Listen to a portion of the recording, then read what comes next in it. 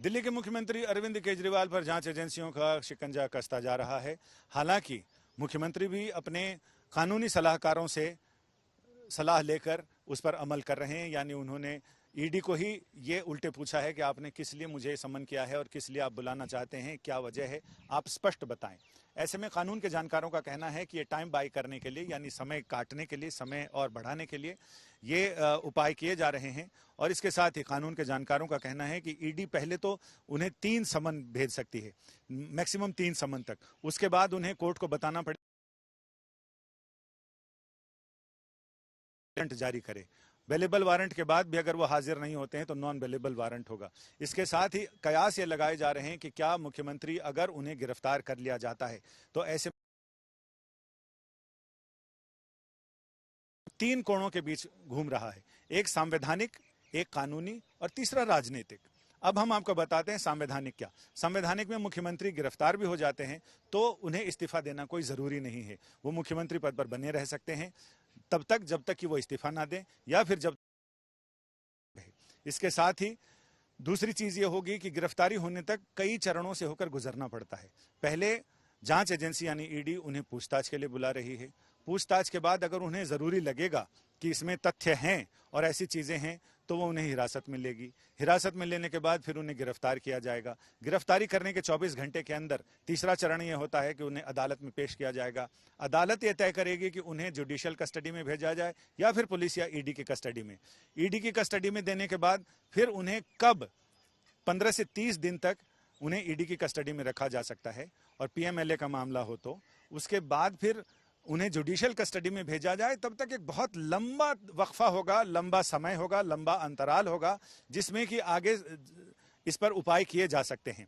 लेकिन सिर्फ पूछताछ करने या गिरफ्तार करते ही इस्तीफा देने की मजबूरी संवैधानिक मजबूरी नहीं है। दूसरा कानूनी पहलू। कानूनी पहलू में ये 5 स्तर हमने बताए हैं जिसके बाद फिर पार्टी को तय करना है और मुख्यमंत्री को तय करना है बैठकर, क्योंकि वही पार्टी के कर्ता धर्ता हैं कि आगे का उपाय क्या।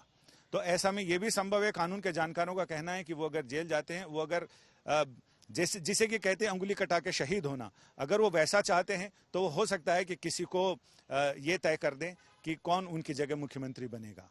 इसमें संविधान कहता है कि विधायक दल तय करेगा कि उनका नेता कौन हो, लेकिन चूंकि ये सिंगल हैंडेड पार्टियां हैं, इनमें एक ही आदमी सारे निर्णय लेता है, तो ऐसे में जरूरी हो सकता है कि वो किसी अपने विश्वस्त को, जिसमें उनकी पत्नी भी हो सकती हैं सुनीता केजरीवाल, उन्हें वो अपना उत्तराधिकारी बना दें, उन्हें अपनी खड़ाओं की पूजा करने के लिए, राज करने के लिए छोड़ दें।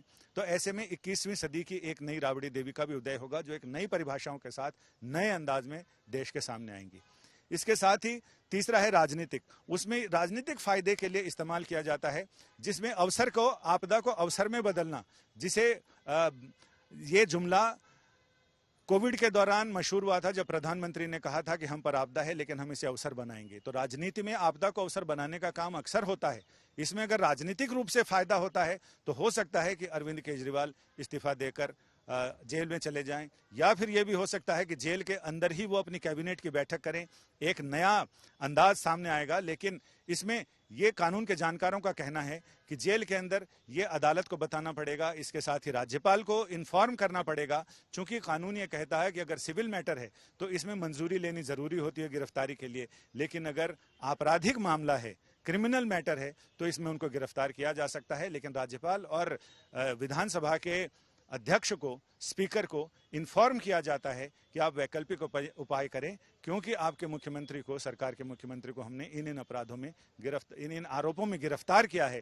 तो यानी कुल मिलाकर ये पूरा मामला संवैधानिक प्रक्रिया, कानूनी प्रक्रिया और राजनीतिक प्रक्रिया, इन तीनों के शिकंजे में है।